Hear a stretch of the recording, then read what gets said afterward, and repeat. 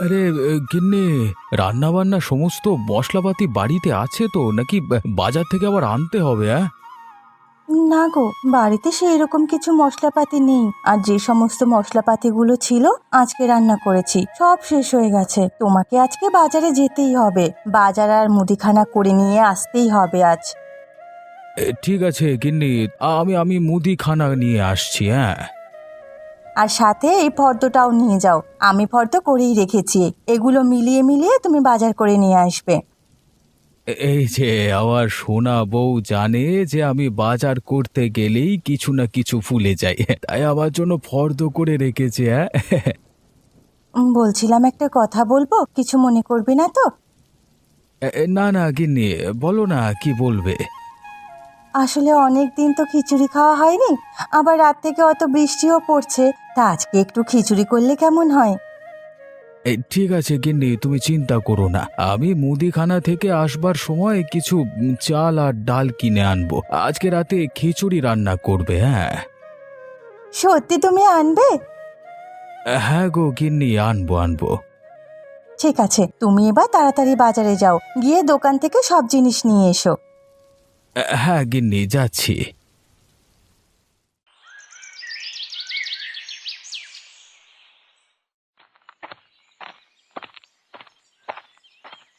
যাই, তাড়াতাড়ি যাই। হ্যাঁ, গিয়ে বাজার করে বাড়ি ফিরে আসি, নইলে আবার দেরি হয়ে যাবে।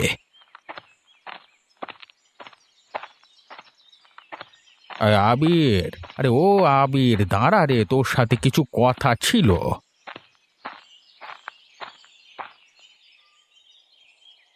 আরে হরিহর কাকা, তুমি ডাকছো? তা কেন ডাকছিলে বলো? আর তুই এখন কোথায় যাচ্ছিস আবির? এই তো গো হরিহর কাকা, তোমার বৌমা আজকে এই বৃষ্টির দিনে খিচুড়ি খেতে চেয়েছে, তাই একটু বাজারের দিকে যাচ্ছি কিছু কাঁচা সবজি আর মুদিখানা করতে। আবির, তোর বউকে তুই পরে খিচুড়ি খাওয়াস, এখন আমি যা কথা বলবো তুই না শুনলে তোর পায়ের তলা থেকে মাটি সরে যাবে। কেন গো, কি এমন কথা যা শুনলে আমার পায়ের তলা থেকে মাটি সরে যাবে? আসলে তোর জমির পাশেই তো আমাদের জমিটা, তাই এই বৃষ্টির দিনে জমিটা একটু দেখতে গেছিলাম যে কি অবস্থা হয়ে আছে সেখানে। তো দেখি তোর কচু জমিতে নদীর জল উঠে একেবারে থই থই করছে। কাকা, তুমি এসব কি বলছো যাতা? আবির, আমি কি তোর সাথে ইয়ার্কি করবার জন্য তোকে ডেকেছি নাকি? আর তোকে তো এই কথাটা বলবার জন্যই আমি তোদের বাড়িতে যাচ্ছিলাম। হায় গো হায়, আমাদের কি হবে? আমরা এবার কি খাবো, কি পরবো? ওখান থেকে যা আয় হতো তা দিয়ে কোনো ক্রমে দুবেলা দুমুঠো ভাত পাওয়া যেত, কিন্তু এখন আমরা কি খাবো? দেখ আবির, এখন না কেঁদে তুই বাড়িতে যা, গিয়ে বৌমার সাথে কথা বলে কিছু একটা ব্যবস্থা কর। ঠিক আছে কাকা, আমি বাড়িতে গিয়ে গিন্নির সাথে কথা বলছি। ঠিক আছে, তুই গিয়ে বৌমাকে জানা, আর আমি মাঠের দিকে যাচ্ছি। আর তুইও তাড়াতাড়ি আয় যদি কিছু করা যায়।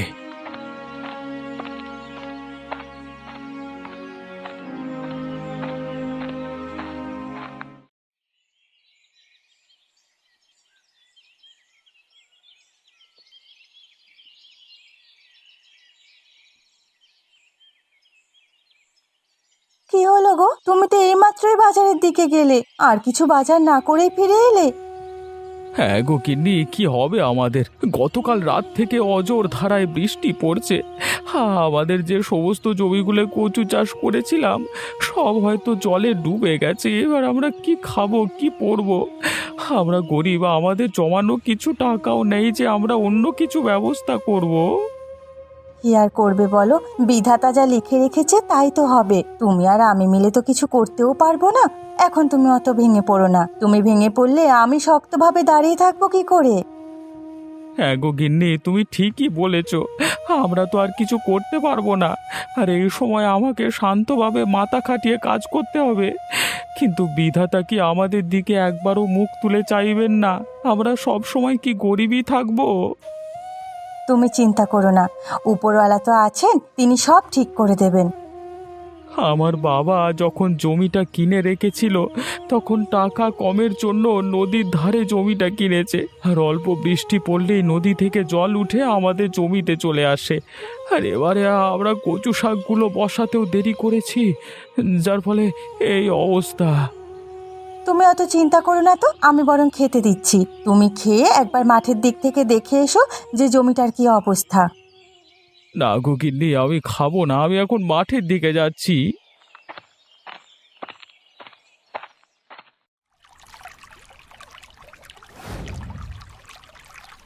হরিহর কাকা, ও হরিহর কাকা, আমি চলে এসেছি। তুমি কিছু ভাবলে যে কি করা যায়? আর কিছু করতে হবে না রে আবির, তোর কপাল খুলে গেছে। বিধাতা তোর উপর মুখ তুলে চেয়েছে। কি আলফাল বকছো বলো তো? দেখতে পাচ্ছ যে আমার এমন অবস্থা, আর মজা করবা তুমি সময় পেলে না। আমি মজা করছি না রে, আমি সত্যি কথাই বলছি যে তোর উপর বিধাতা মুখ তুলে চেয়েছে। কেন, কি হয়েছে?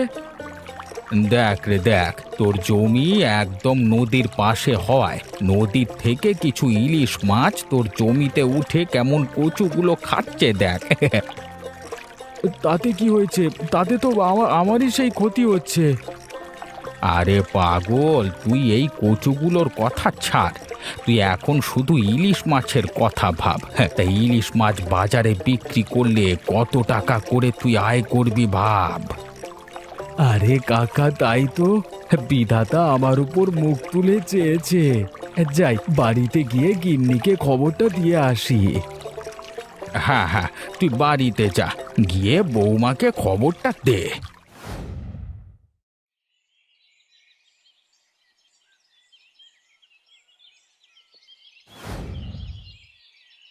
গিন্নি, ও গিন্নি, আমরা এবার বড়লোক হয়ে যাব। আমাদের বড়লোক হওয়া থেকে কেউ আটকাতে পারবে না। কি হয়েছে বলো তো তোমার? তুমি হাঁপাতে হাঁপাতে এসেছো, আর এই দুঃখের দিনে তুমি বলছো নাকি আমরা বড়লোক হয়ে যাব? তুমি কি পাগল টাগল হয়ে গেলে নাকি? এখনো পাগল হইনি গিন্নি, তবে হয়ে যাব। এই দুঃখের দিনে এত আনন্দে কি করে আছো? একটু আগেই তো তুমি কাঁদছিলে, আর এখন হঠাৎ করে তোমার আনন্দ উথলে পড়ছে। কি হয়েছে আমাকে খুলে বলো। আমি যখন কাঁদো কাঁদো হয়ে মাঠের দিকে গেছিলাম, সেখানে গিয়ে দেখি আমার জমিতে বেশ অনেক সংখ্যক ইলিশ মাছ আমার সমস্ত কচুগুলোকে খাচ্ছিল। তাই নাকি গো? তুমি সত্যি বলছো তো? হ্যাঁ গো গিন্নি, আমি সত্যি বলছি, তাই তো তোমাকে ছুটে ছুটে বলতে এলাম। যাক, তাহলে অবশেষে বিধাতা আমাদের ওপরে মুখ তুলে চেয়েছেন। হ্যাঁ গো গিন্নি, বিধাতা আমাদের উপর মুখ তুলে চেয়েছে। এই মাছগুলোর কি করবে কিছু ভেবেছো? আমি ভাবছি যে আমরা তো আর মাছ বিক্রি করতে পারবো না, তাই আমাদের গ্রামে একজন আড়তদার আছে, তো তাকে সমস্ত মাছগুলো বিক্রি করে টাকা নিয়ে নেব। বাহ, বুদ্ধিটা কিন্তু মন্দ নয়। তাহলে কাল সকালে তুমি আরবদারের কাছে চলে যাও, গিয়ে ওনার সাথে কথা বলে এসো, কেমন? না গিন্নি, কালকে না, কথা বলে আর কিছুদিন অপেক্ষা করে যাই, মাছগুলো কিছুটা বড় হোক, তারপরে বিক্রি করব। ঠিক আছে, তুমি যেটা ভালো মনে করো সেটাই করো।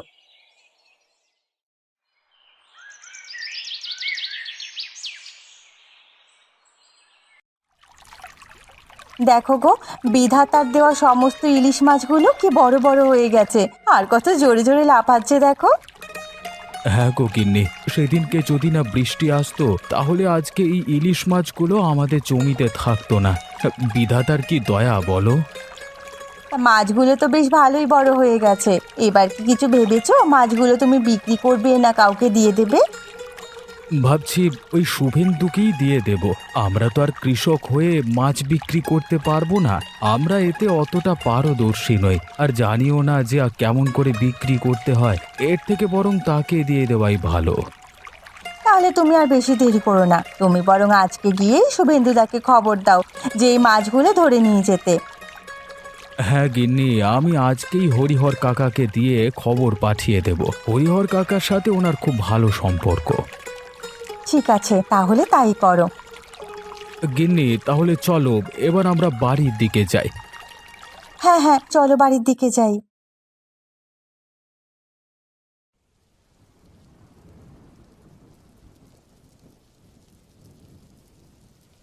আহা, আজকে কি আনন্দ আকাশে বাতাসে, হ্যাঁ।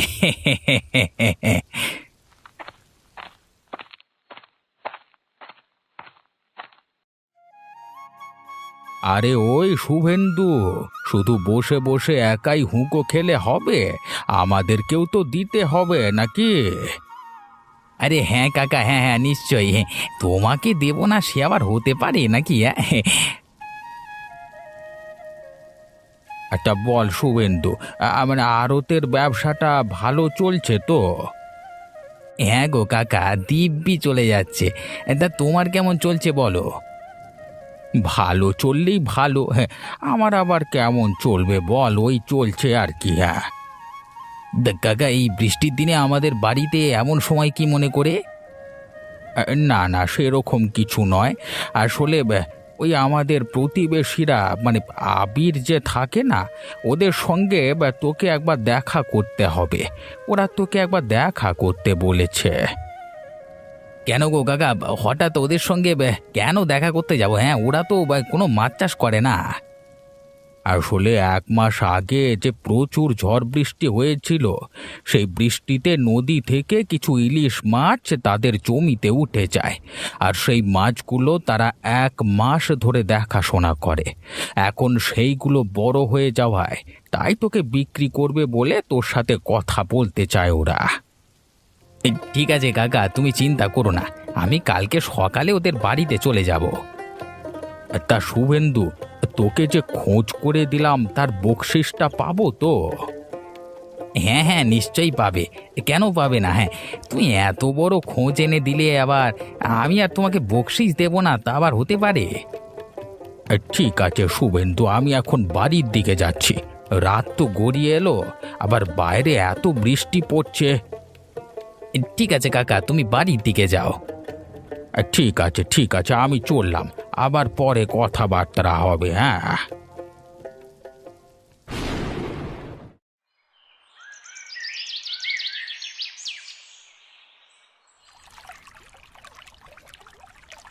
আবির, আরে ও আবির, হ্যাঁ, এই দেখ রে, আমি শুভেন্দুকে নিয়ে এসেছি।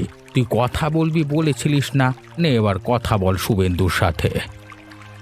হ্যাঁ শুভেন্দুদা, দেখো এই জমিটা আমাদের, হ্যাঁ। এতে অনেকগুলো ইলিশ মাছ আছে। আমরা তো মানে কিসব আমরাই মাছ বিক্রি করতে পারবো না, বা আমাদের এই বিষয়ে দক্ষতা নেই। তাই তোমাকে এখানে মানে ডাকা। তুমি যদি ইলিশ মাছগুলোকে কিনে নিতে তাহলে একটু ভালো হতো। এই যে এতদিনে একটা গাধা পেলাম, এই কৃষকের মাছ সম্পর্কে সেরকম ধারণা থাকবে না।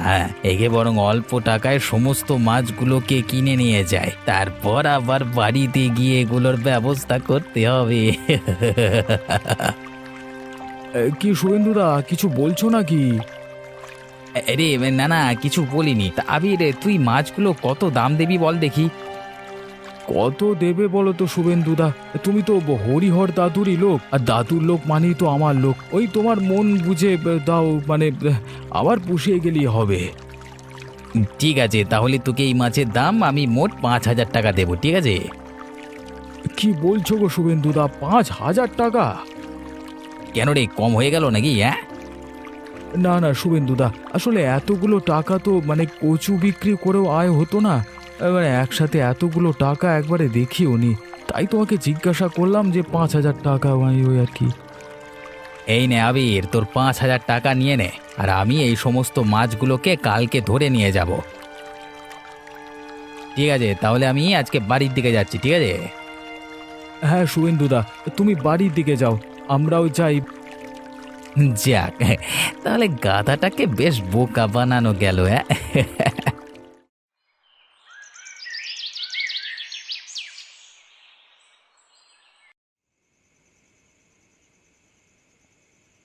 তাড়াতাড়ি খেয়ে এবার শুয়ে পড়ো। এই গিন্নি, জানো আজকে আমি একটা গাধাকে বোকা বানিয়ে এসেছি। কে বা বোকা বানিয়ে এসেছো? আসলে আমি আজকে মাছ কিনতে গেছিলাম, সেইখানে প্রায় 10 কিলো ইলিশ আমি 5,000 টাকায় নিয়ে চলে এসেছি। সে কি গো, 5,000 টাকায় 10 কিলো ইলিশ মাছ? তাহলে আর বলছি কি গো গিন্নি, আবার এই মাছগুলোকে আমি একটু ইনজেকশন পুশ করে একটু বড় আকারের করে নেব, তাহলেই তো লাভ আর লাভ, শুধু পয়সা আর পয়সা।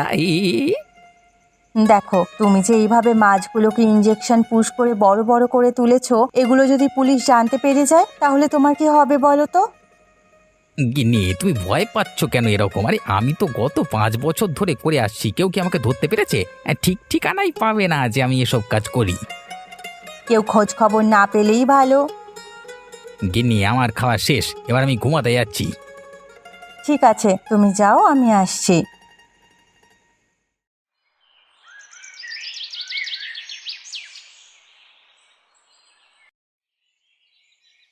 এই হরিহর কাকা, আরে ও হরিহর কাকা, নাও নাও তাড়াতাড়ি মাছগুলোকে ইঞ্জেকশন পুশ করে দাও, না হলে কেউ দেখে ফেললে অসুবিধায় পড়ে যাবো।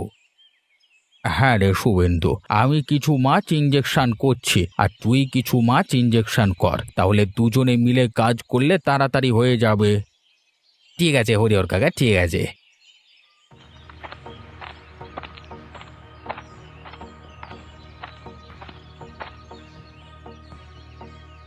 শুভেন্দুদা, আরে ও শুভেন্দুদা, তুমি মাছগুলোকে নিয়ে কি করছো? হ্যাঁ, এই মানে ওই দেখছিলাম মাছগুলোর কি অবস্থা। সে নাই বুঝলাম, তুমি মাছগুলোকে দেখছো, কিন্তু তোমার হাতে ওই ইঞ্জেকশনটা কেন? তুমি কি ওষুধ দিয়ে মাছগুলোকে বড় করবার চেষ্টা করছো? এই যা, সমস্ত কিছু আমরা যা করছিলাম দেখে ফেললো নাকি? দেখে ফেললে তো পুলিশকে গিয়ে বলে দিলে আমাদের আর রক্ষে থাকবে না। কি গো, কিছু বলছো নাকি? তুই কি করতে এখানে এসেছিস বল, মাছ কিনবি নাকি? হ্যাঁ, মাছ কিনতেই তো এসেছি, কিন্তু তোমার যা অবস্থা দেখছি, তোমার থেকে তো মাছ কেনা যাবে না। আমি বরং পুলিশের কাছে যাই, গিয়ে তোমার নামে নালিশ করে আসি। এবারে তোমার একবার না শিক্ষা হলে তুমি এই খারাপ কাজ করা ছাড়বে না। এই সময়জি, তুই অমন করছিস কেন? হ্যাঁ, সর্বনাশটা এমন করিস না, তাহলে আমি না খেতে পেয়ে মরে যাবো তো। তাহলে তুমি যখন বলছো যে না খেতে পেয়ে মারা যাবে, তাহলে মাছগুলোকে খেয়ে গ্রামের লোকগুলোর কি অবস্থা হচ্ছে তুমি আবার ভেবে দেখেছো কি? আমার ভুল হয়ে গেছে রে সমজিৎ, আমাকে ক্ষমা করে দে, আমি আর এ কাজ করবো না। তুই দয়া করে পুলিশ স্টেশনে যাস না ভাই। ঠিক আছে, আমি এখন আসছি, আর পরের দিন থেকে যেন না দেখি যে এসব কাণ্ড করছো তুমি, নইলে আমি সত্যি সত্যি পুলিশ স্টেশনে চলে যাব তোমার নামে নালিশ করতে, ঠিক আছে?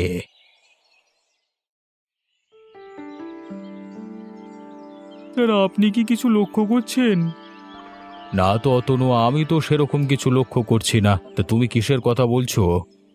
স্যার, যত দিন যাচ্ছে না তত মানুষের রোগের সমস্যাটা বেড়েই চলেছে। কেন অতনু, হঠাৎ এমন প্রশ্ন করছো কেন? আসলে গতকাল রাতে আমি আমার বউয়ের জ্বর হয়েছিল বলে বউকে নিয়ে একবার ডাক্তারখানা গেছিলাম। সেখানে গিয়ে দেখি সমস্ত লোকেরই নাকি পেটের সমস্যা দেখা দিচ্ছে, এবং ডাক্তারবাবুও বলছেন যে এই পেটে লাগা কোনো সাধারণ পেটে লাগার মতো নয়। এ কি বলছো অতনু? হ্যাঁ, এ তো খুব খারাপ ব্যাপার, তো একবার খোঁজ খবর নিয়ে দেখতে হচ্ছে। স্যার, আমার যদ্দূর মনে হচ্ছে এসবের পেছনে রয়েছে মানুষের মাছ খাওয়া। তা অতনু, তুমি মাছের কথা বলছো কেন? আর মাছ খেলে তো মানুষের পুষ্টি বাড়ে। আসলে আমাদের গ্রামে তো সেরকম কোনো মাছের পুকুর নেই, আর যদিও নদী থেকে মাছ ধরে তা কতই বা রোজের বড় মাছ পাবে বলুন তো? গ্রামেরই বাজার তো, রোজের বড় বড় মাছ আসছে। তা আমাদের মনে হচ্ছে কেউ নিশ্চয়ই নিজের আয় বাড়ানোর জন্য ওই মাছেদেরকে ইঞ্জেকশন পুশ করে বড় করছে, তা খেয়ে মানুষরা অসুস্থ হয়ে পড়ছে। তাহলে অতনু চলো, আমরা আমাদের গ্রামে থাকা আড়তগুলোতে একবার টহল মেরে দেখি। হ্যাঁ স্যার, চলুন। আমাদের গ্রামে তো মোট দুটো ইলিশ মাছের আড়ত, টহল মারতে বেশিক্ষণ সময় লাগবে না। তা ইলিশ মাছ কত করে দিচ্ছ ঈশান? আরে সাহেব, আপনি আমার দোকানে এসেছেন, আমার কি সৌভাগ্য। আপনার মতো বড় লোক আমাদের এই ছোট লোকের দোকানে এসেছেন, আমাদের কাছে কত সৌভাগ্যের ব্যাপার। সৌভাগ্যের কথা পরে হবে, এখন তোমার এই দোকানটা আমরা তল্লাশি নেব। কেন সাহেব, আমি কি কিছু করেছি নাকি? আপনি ঘাবড়াবেন না, আমাদের কাছে গোপন সূত্রে খবর এসেছে কেউ নাকি মাছে ইঞ্জেকশন পুশ করে তার নিজের আয় বাড়ানোর জন্য এ সমস্ত কাণ্ড কারখানা করছে, তাই আমরা তাকে ধরে নিয়ে গিয়ে উচিত শিক্ষা দেওয়ার জন্য এসেছি। সাহেব, আমি গরিব হতে পারি, কিন্তু এরকম খারাপ কাজ আমি কখনো করতে পারবো না। আপনি দয়া করে আমাকে ধরে নিয়ে যাবেন না সাহেব। তুমি এত ঘাবড়িও না তো, তুমি যদি কিছু না করে থাকো তাহলে তুমি ভয় পাচ্ছ কেন? তোমার দোকানটা তো তল্লাশি নেওয়া হচ্ছে, যদি কিছু না পাওয়া যায় তাহলে তোমাকে ছেড়ে দেওয়া হবে। না সাহেব, সেরকম তো কিছু পাওয়া গেল না। আচ্ছা ঠিক আছে অতনু, আর ঈশান, তোমাকে বিরক্ত করবার জন্য আমাদেরকে ক্ষমা করবে। হ্যাঁ, না না স্যার, আমি কিছু মনে করিনি। আপনাদের তো এটা ডিউটি, হ্যাঁ এটা তো করতেই হবে আপনাদেরকে। তবে তবে আপনি যেটার জন্য খুঁজতে এসেছেন আমি আপনাদের কিছু হলেও না সাহায্য করতে পারি। হ্যাঁ তুমি জানো নাকি? হ্যাঁ আমি জানি, এই কাজটা শুধুমাত্র শুভেন্দু ছাড়া আর কেউ করতে পারে না। আপনি আপনি দোকানে না গিয়ে একবার আড়তে যান, আড়তে গেলে সমস্তটা দেখতে পাবেন। আমি এইসব বলেছি, আপনি বলবেন না জানো। হ্যাঁ ঠিক আছে, সে বিষয়ে তুমি চিন্তা করো না, এখন আমরা আসছি। আমি এই ব্যবসা 5 বছর ধরে করে আসছি, আর সৌমজিৎ আমাকে করতে মানা করেছে বলে কি আমি কাজ বন্ধ করে দেব? হ্যাঁ, কখনো না। হ্যাঁ শুভেন্দু, যা বলেছিস, দুদিনের এই চ্যাংরা পোলাগুলো এমন হাব ভাব দেখাচ্ছে যেন কত বড় হয়ে গেছে। তোমাদের দুজনকে আইন ভঙ্গ করবার জন্য গ্রেপ্তার করা হলো। অতনু, তুমি ওদের দুজনকে গিয়ে ধরো। স্যার, আমি কি করেছি যে আপনারা আমাকে ধরছেন?